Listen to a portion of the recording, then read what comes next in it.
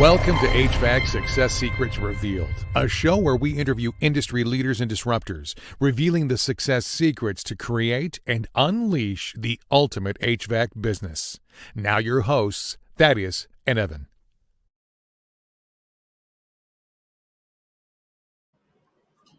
Hey, welcome back to another HVAC Success Secrets Revealed Whiskey Wednesday edition, where we have good conversations with good people, and any good conversation worth having is worth having drunk. So cheers, gents. Brian, welcome to the show. There it is. Yeah. Yes. That's not all whiskey, I promise. it's still 1 o'clock in the afternoon here. It's only 1 o'clock there. You're good. Today we've got Brian Ronk on the show from Ronk Brothers Heating up in Cedro Woolley, Washington, from the Pacific Northwest. Brian actually bought his business from his uncle. So there is no other brother that is in the business with him. But he has been running this business now for 2 years. Yep. Just about 3 years. And doing extremely, extremely well. He's been able to double the business since he purchased it, which is wicked to hear. And the numbers that he's doing, I want to put it into perspective, because he's in the booming metropolis, as I said, of Cedro Woolley, Washington, population of 11,000 people. Now, obviously, he serves more than that, stretching out into the counties around him. Total market still only about 500,000 people. So it is not huge in terms of volume that he is capable of doing, but he is doing some massive numbers for that market. Brian, welcome to the show, sir. Thanks for having me. This is going to be fun. Absolutely. So I want to jump into some rapid fire questions here just to kick us off. Okay. Since you are an actual owner of an HVAC business, curious right now with your staff, like how many trucks are you running right now? We currently have 10 trucks.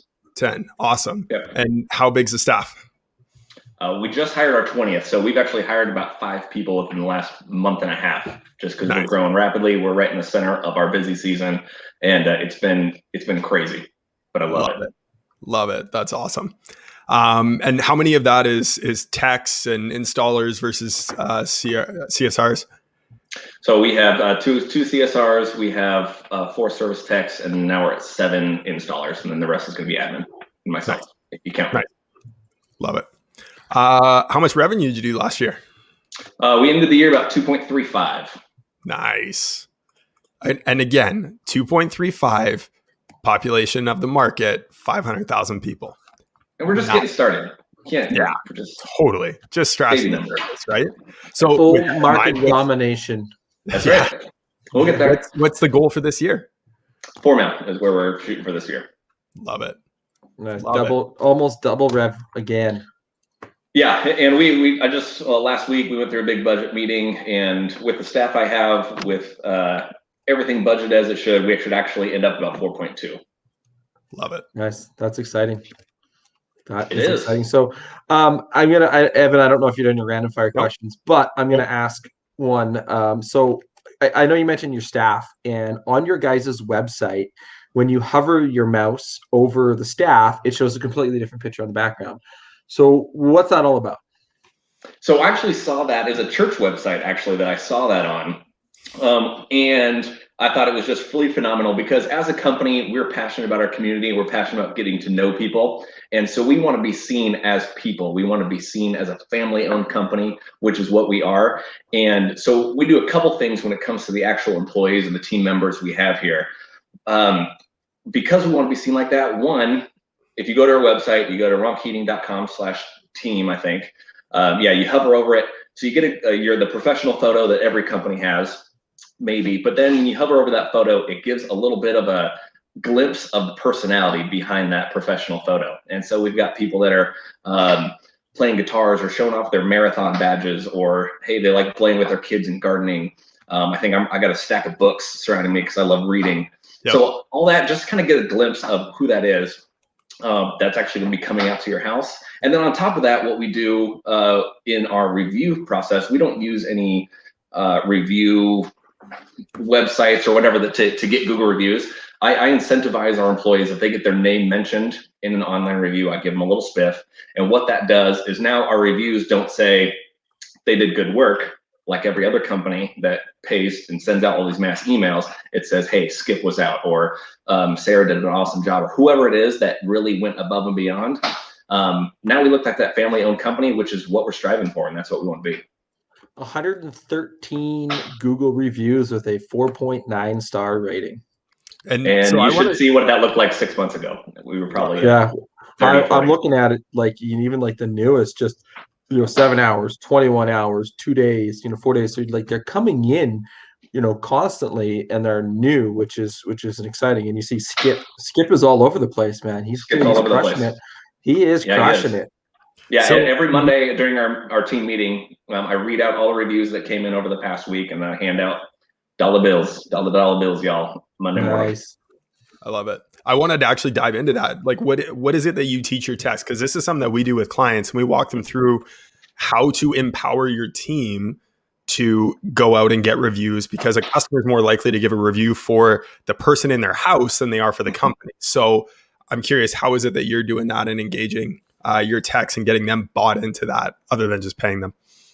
Yeah, a lot of it is money. People are incentivized by money. There's no doubt about that. I think a lot of it is just the recognition. Everybody loves being recognized for what they do well. We have techs that are shy that don't want to. I don't want to force anybody to go out there and not be pushy. We don't want to be pushy in anything that we do, but to go out there. Sometimes it's awkward. Hey, can you go leave an online review for me? One thing that we did do which is why we've got so many reviews lately, is we actually have business cards that are made that said, did you enjoy your service? If so, please review us online. We have a QR code right on that card and a blank space to write down the name or names of whoever was out at their house. And that gives that customer that physical reminder, as well as the easy direct link to make that online review. It has caused our reviews to skyrocket, and not only the quantity, but the quality of those reviews. I think as you go through them, you're going to see a company that you just trust automatically based off of those reviews, and they don't look like they're bot reviews, because they're not. 100%. If you don't mind sharing, what's your incentive structure like for your techs? And in also in that, is there I don't want to use the word punishment, but I guess the word that comes up, a penalty for getting 1, 2, or 3 stars? I have no penalties. We've had, I don't have any any penalties at all for getting a 1 star. A lot of our 5-star, and by a lot, I mean a couple, a lot of our 5 stars started out as 1 star. I think I'm passionate about our online reputation, because I think it's so important just in the sales process, making sure our cost of acquisition stays low by making our customers, our community, sure of who they want to use before they even pick up the phone. I want there to be no doubt when we send our CSRs out to go sell a replacement system that they're convinced we're already the company to choose. Now it's our CSR's responsibility to just verify that. Right. And confirm in the customer's mind that, yeah, they're right. Online reviews are absolutely correct. These people are awesome, and they take care of it. So if we do get a 1-star review, things happen. We're not a perfect company by any stretch of the imagination. So sometimes we forget to order a part, and sometimes we forget to do this, and sometimes we put a dent in their wall. But no matter what, I'm gonna fix it. We do well. We have great profit, and I stick a lot of that in on the side to make sure that whatever happens, we have 100% customer satisfaction guarantee, and I truly mean that. A lot of companies say that, but I mean it. If we can't make it right, we're going to. I've had to do it one time. It was kind of, we dropped the ball over and over again. It was embarrassing, and customer came in.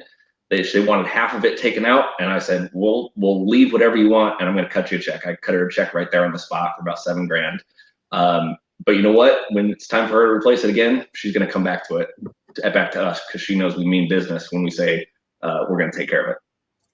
Totally. No, that's fantastic. I love. I mean, your reputation is everything, right? It is. And so I cut out there. I'm curious, when you do get a 1-star review, like, what's your process for handling that? Are you on the phone calling the customer right away, or is it your staff calling them? Like, who is it that handles that? I'll give you an example. We had one happen about 2 weeks ago. I was actually driving down, going to music practice. I play for our church. And so I'm driving down. It's about 7:30 at night, and I get a notification on my phone that we got a 1-star review because one of our CSRs was out there. He claims Never got sent the proposal. How could this company have such great reviews? I mean, it was a pretty scathing review. Took a screenshot of that, sent it to Michael, our CSR, immediately responded to the review with the customer saying, hey, I'm so sorry. I'm going to dig to the bottom of this right now. So I sent that, called Michael, our CSR, said, hey, what the hell is going on? And he said, no, I sent it. I just called the guy, got off the phone with him. I sent him an email when I sent it. The guy found it in the junk box. He apologized. He's going to change it to a 1-star review. That was a matter of 8 minutes from when I got a notification of a 1-star review by the time we flipped that to a 5-star. And I'm freaking proud of that. Love it. Wow, that's an amazingly quick turnaround. I know, that's the record now, and we got to keep beating it. Or just don't get any more 1-star reviews. I know, exactly. Although, I mean, no matter what business you're in, you're gonna get the odd bad review. I mean, we can always go for perfect, and that's always the goal, to hit perfect. But you're always going to get something, especially the bigger and the better. The bigger you go, the more people want to come after you for whatever reason. But yep. Yeah, and another point on that is I actually really like that we do have a couple 1-star reviews. Yep. People know that, and when people are researching companies to use, when they're going to invest quite a bit of money into their house, it's all about how the company responds. And if you go search some of our 1-star reviews that I couldn't get flipped, I think you're going to see a lot of graciousness. You're going to see a lot of owning the responsibility of where we failed. And people see that, and I'm happy we have some of those 1-star reviews and how the company's responded to them. Totally. No, nice. 100%. I was going to pull back up the reviews and look at them, but I'm on a show, so I can't quite do that. I think, Evan, we kind of got away from your rapid fire questions. No, that was we hammered through all of them, so we're good there. Okay, perfect. It's kind of like the lightning round.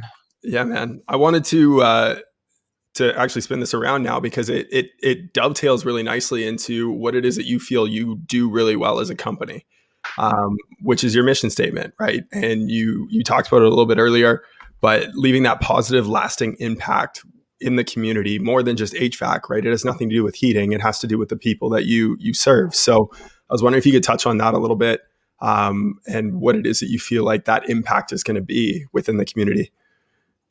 Yeah, great question. When we created the mission statement, when we bought the company back in 2018, I knew that I didn't necessarily want to be surrounding the HVAC world. I want this company to be a continuation of my own personal mission, which is I want to have a huge impact on others. I want to help others. I want to use the influence that I have to assist others. I've had a lot of people that have reached down to help me and assist me up and mentor me, and I want to be that for other people.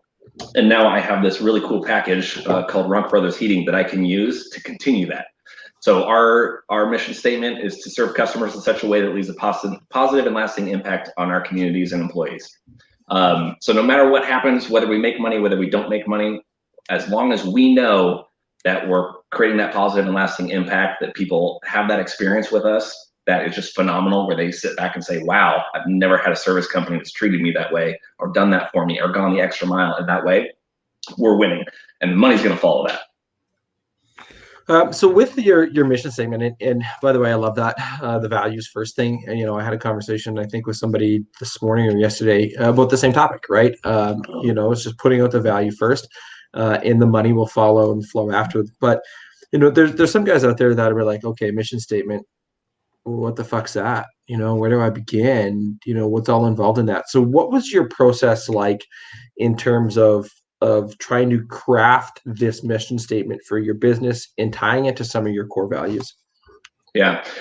So I'll use the analogy. I spent 10 years in the Marine Corps right after I got out of high school. And in the military, they have something called a 5-paragraph order. Anytime you go out to do a mission, they have 5 paragraphs. That very first paragraph is called commander's intent.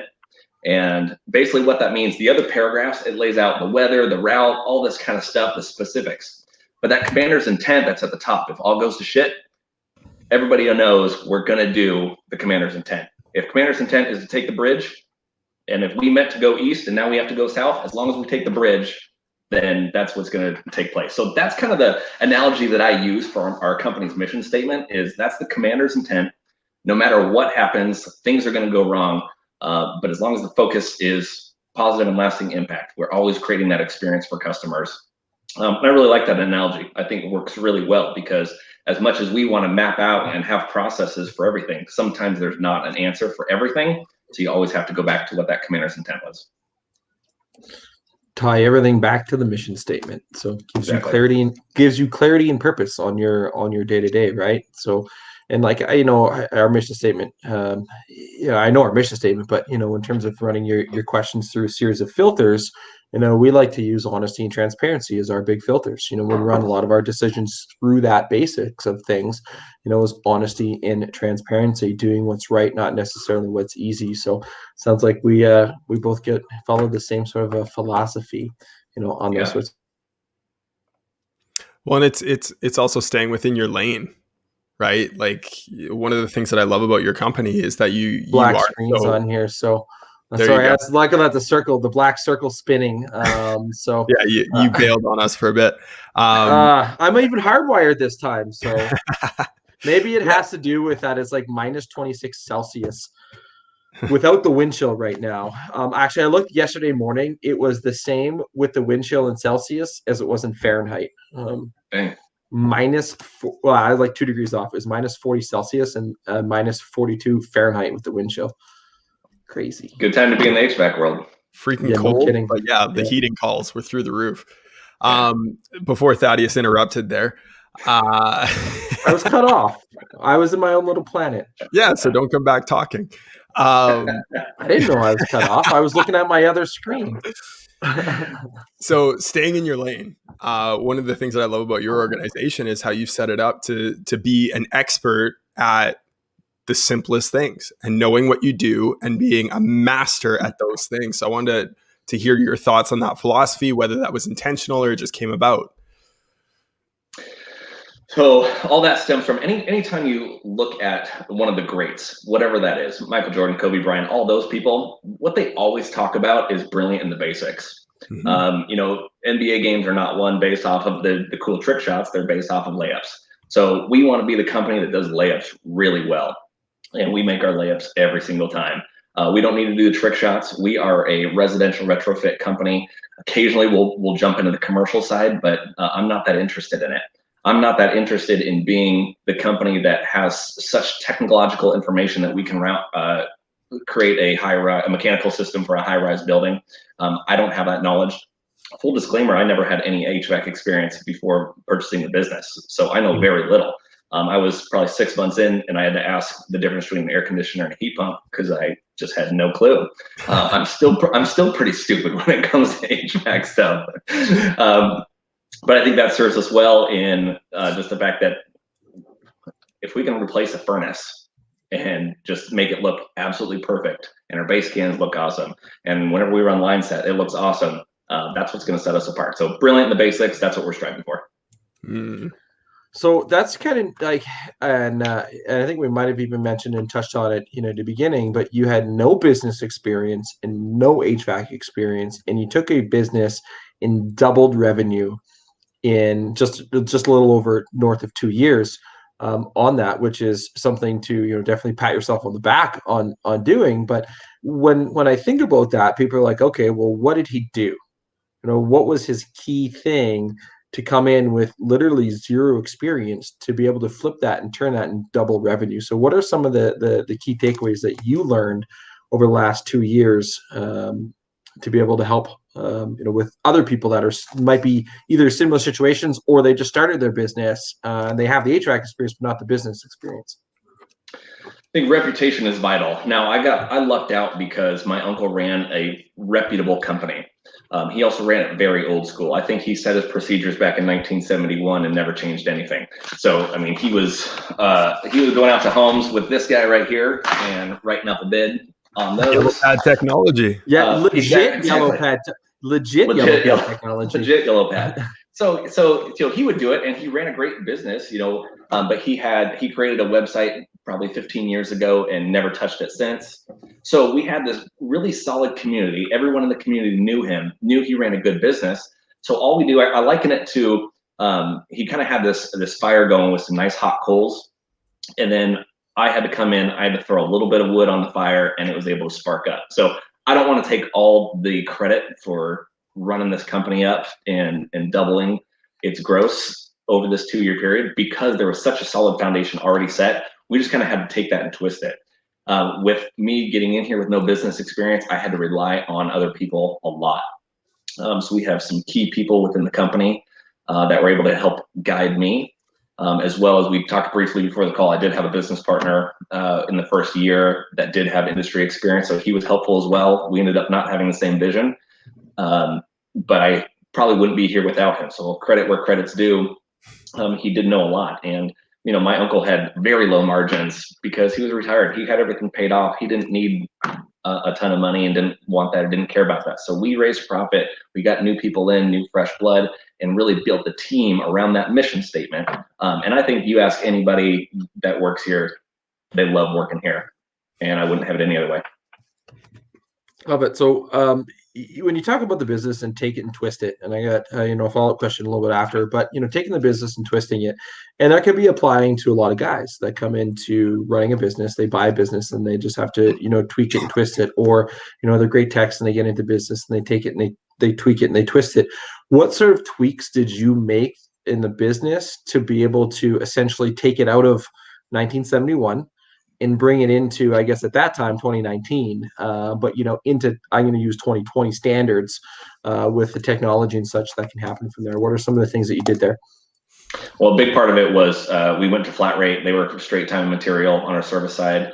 They were straight time material, so the average ticket was $100 to $150. So we immediately, it was low.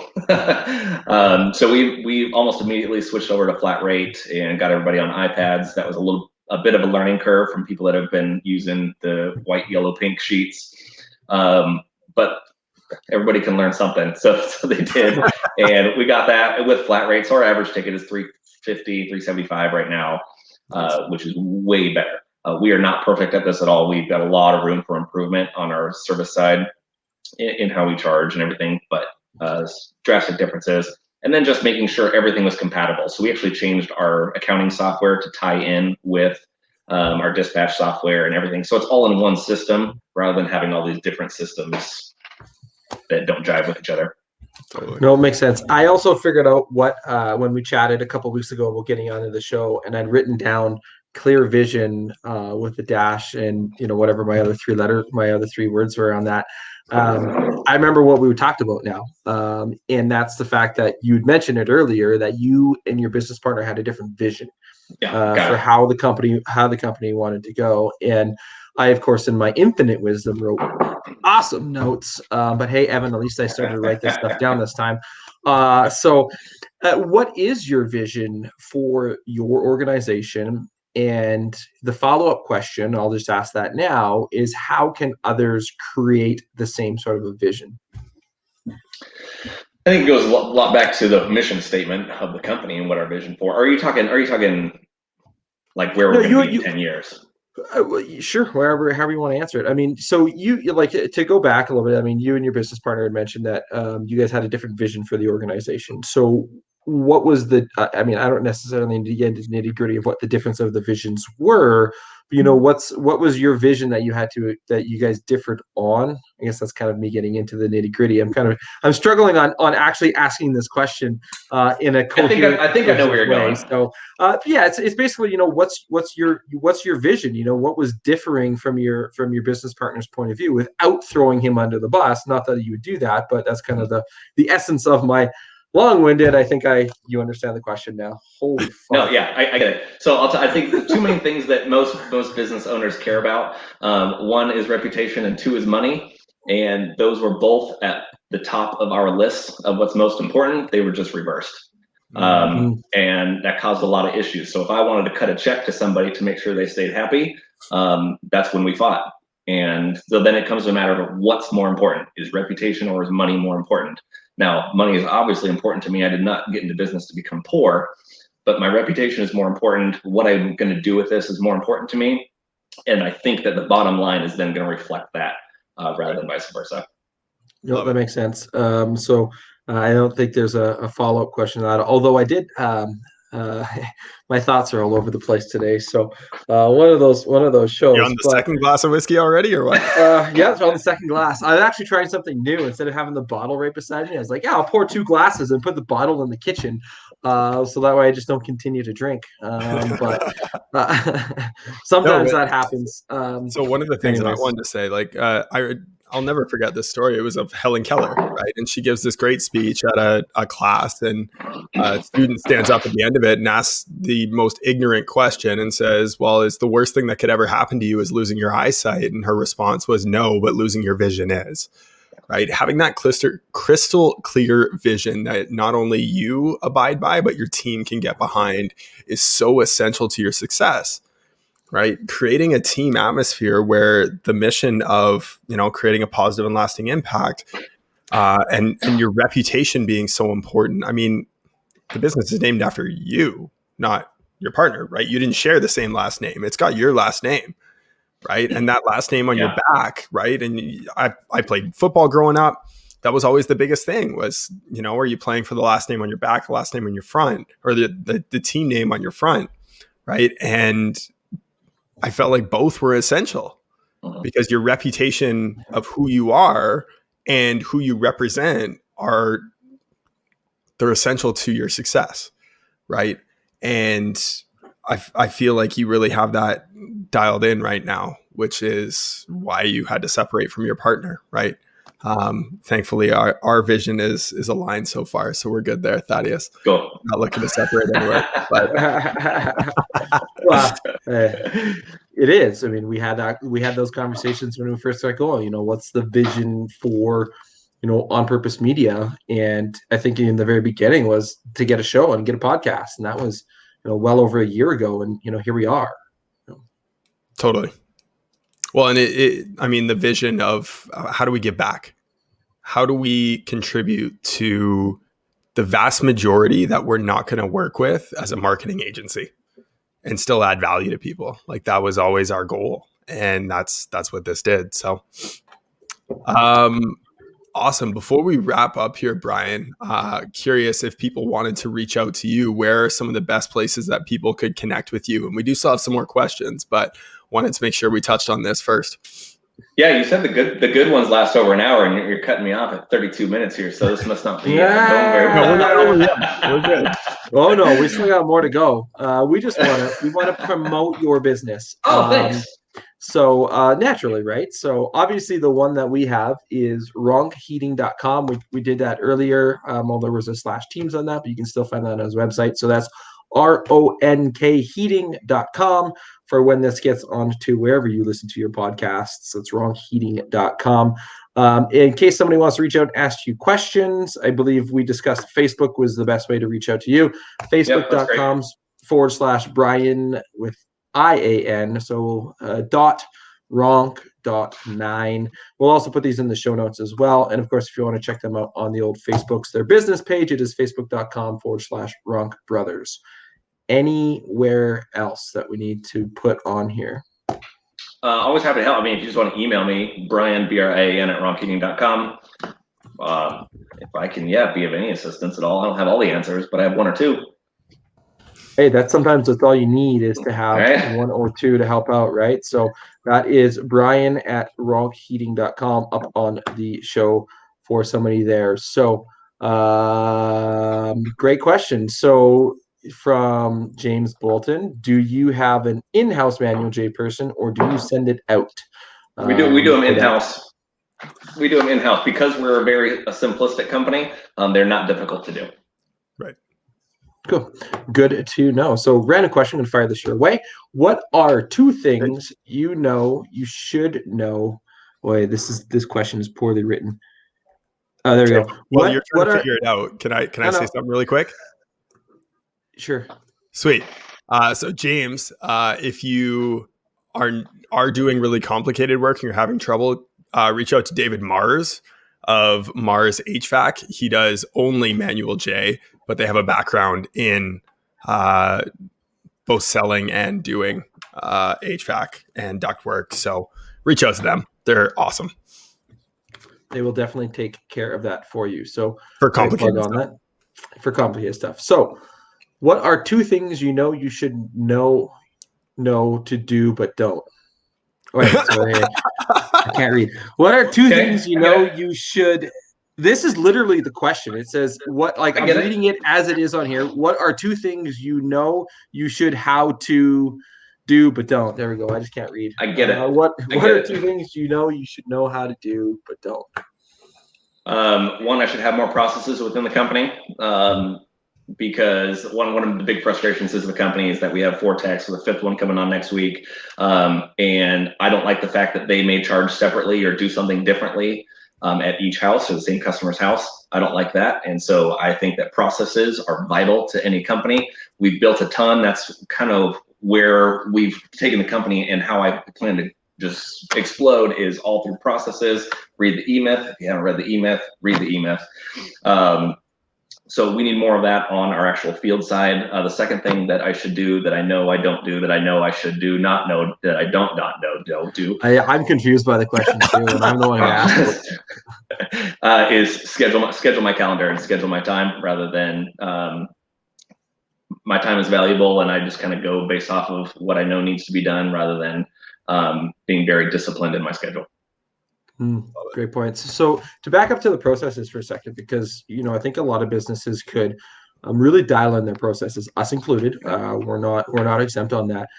So what are some things that, because you said you are in the process of doing that and getting better at that.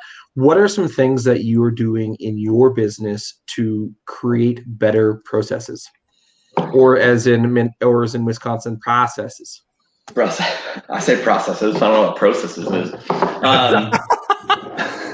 It's Canada. It's all good. Canada. We love you guys. Yeah, we're close. We're close. So we have our shared network. So all our computers are tied together on a shared drive, and we have folders that's just full of SOPs. And it really started just doing literally one by one. We started in the accounting division mostly, rather than out in the field, because I knew accounting and I know numbers well, a lot better than I knew how to do HVAC stuff. And it was, I brought out a giant, the back of a blueprint sheet, and I did a graph of our whole install process from the moment we get a call into the office, who does what, and I mapped out this whole graph, and then I put that as a line by line paper. So when this happens, the next step is this person does this person does that, and then from there, where this continues to take place.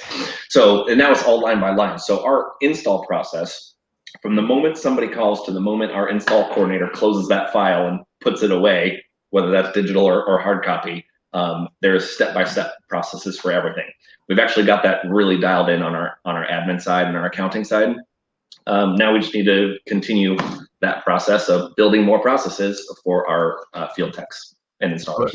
Do you ever record videos of your guys doing that?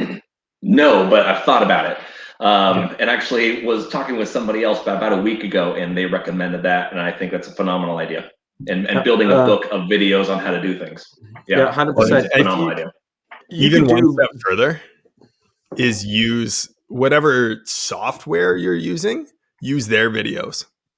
Because more often than not, like I know Service Titan does this, House Call Pro does this, right? When they have support videos out there, they'll not change the URL with the link to the video, but they will update the videos when they update the software.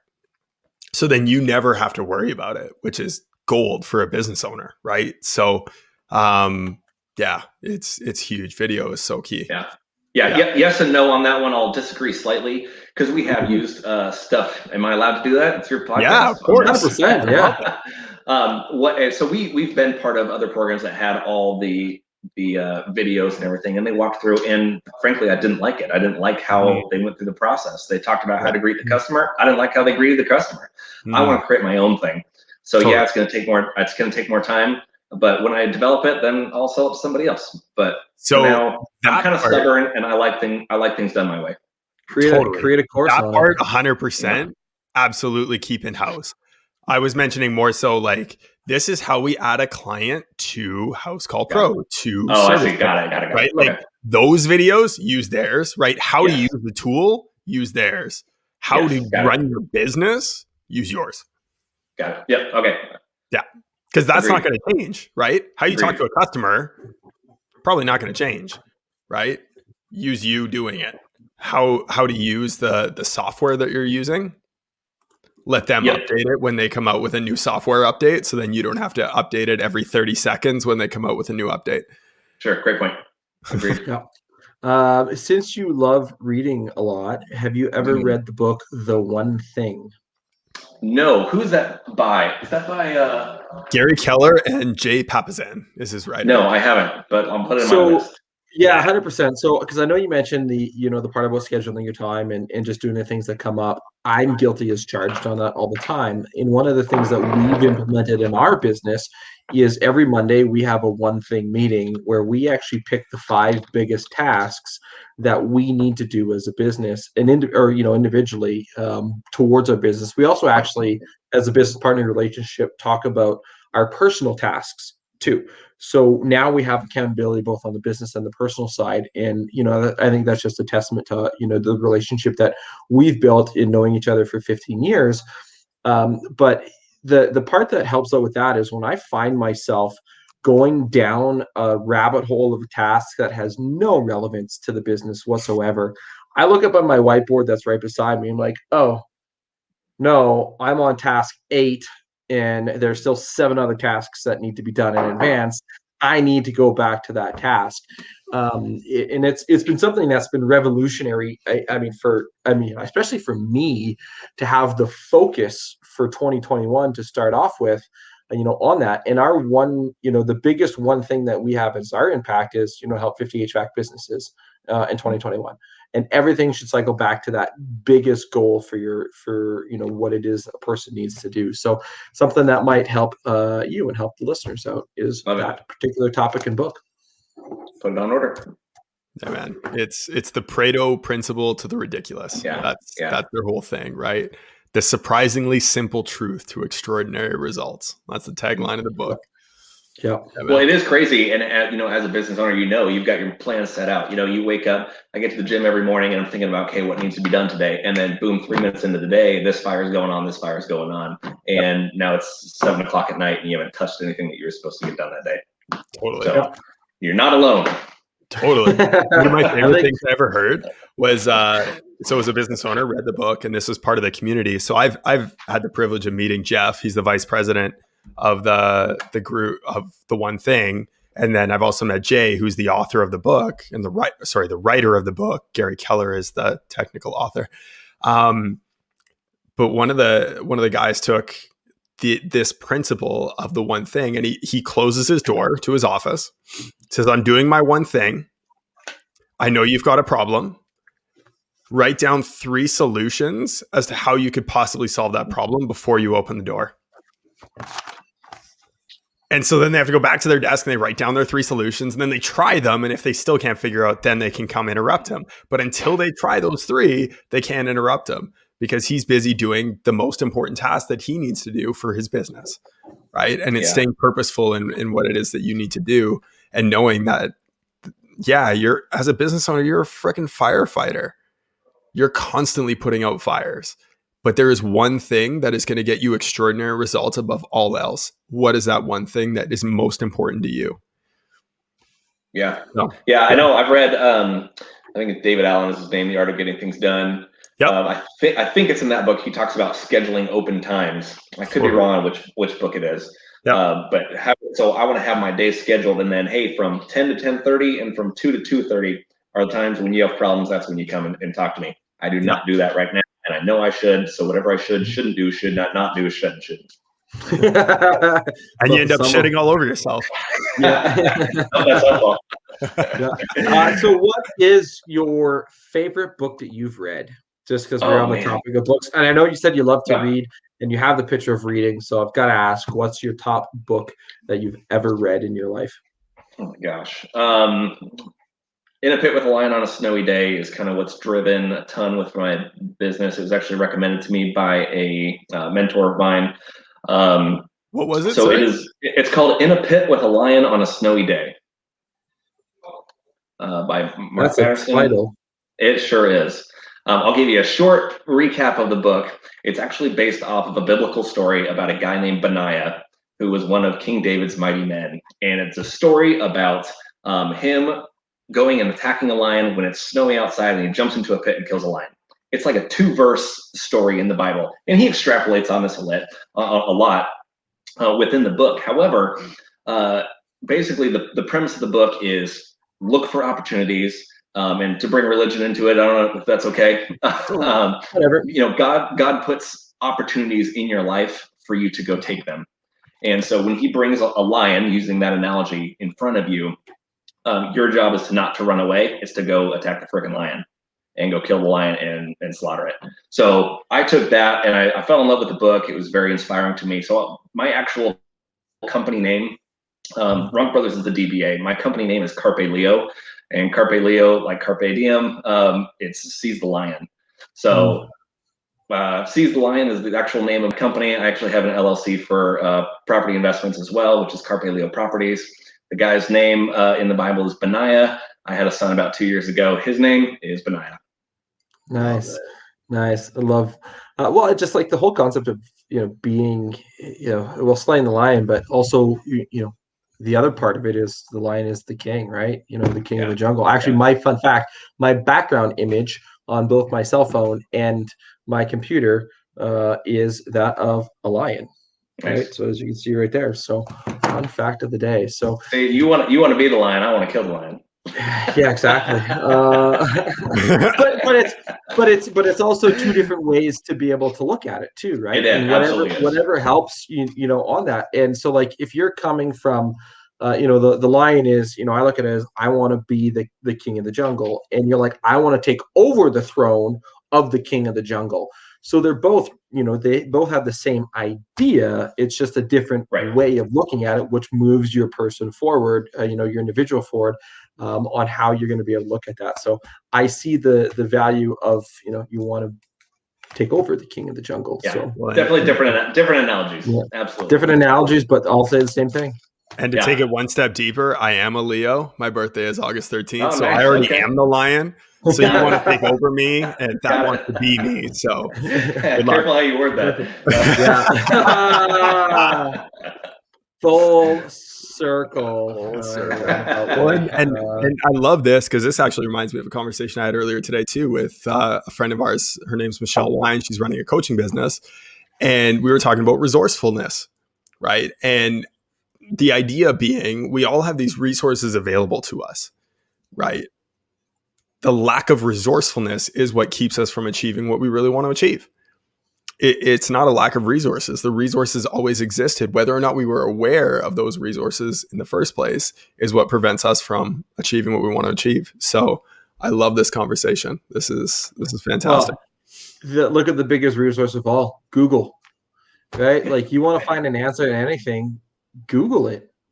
Like, you may have to wade through some shit because there's some uneducated individuals who put out a blog post and I think it's like, the best answer there is. And so, take some of it with a grain of salt, but you can really find the answer to anything that you want just by a simple search.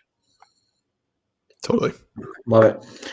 So as we, come to a close here, Brian, one last question. What is one question you wish people would ask you more, but don't? That's a great question. Best for last, baby. Ask me more. But I wish that people would ask me to help them. In what way? I think I have a lot to give, and whether that's what I've learned, whether that's where I failed, because I've failed all over the place. So if people would come up to me and say, hey, I need help, I think people's pride's getting in the way of them a lot. I know it does for me as well, to actually going out and reaching out to somebody that may know or have gone through it already. I've only been in business and been in the industry for 2.5, almost 3 years. There are people that would know way more about this than I do. However, I think I've got a decent head on my shoulders, and I read a lot of books, and I wish people would come up and ask me for the knowledge that I have, because I love to help and I would love to be able to do that. Awesome. That is a great question. And that's one of the reasons why we have you on the show, of course, to be able to help spread your knowledge that you've gained. Can I ask the follow-up? Okay. Yeah. All right. So Brian, I said it was the last question. No, you can't ask it. No, I'm kidding. Brian, I need help. What was your greatest failure And how did that propel you to the success you've been achieving so far? My greatest failure was taking on a partner before I should have. And that helped me learn what was actually important, knowing the difference of people's visions and values, and knowing when to rely on other people and when not to. I love that. I love that. But just to be clear, I'm friends with this guy to this day. We still talk all the time. He's a great guy. I love him to death. It's just not a partnership. Yeah, totally. You know what? Well, and like that happens, right? I mean, you realize, at least you realize early on, before it got too far down the road, that it wasn't, a match made in heaven for the both of you guys in the business. So I appreciate you taking the time out of your day, Brian. I know that you are on Pacific Standard Time, so you still got lots of your day left. So appreciate you taking an hour out of your day to sit and chat with us on the show. And until next, and thanks for coming. I do appreciate it. Yeah, this is fantastic. I'm empty. No, I'm not. I got a little bit left. I got a little bit left. So that's the way you end the show, is with an empty glass. Exactly. So, all right. Thanks again, Brian. All right. Thanks.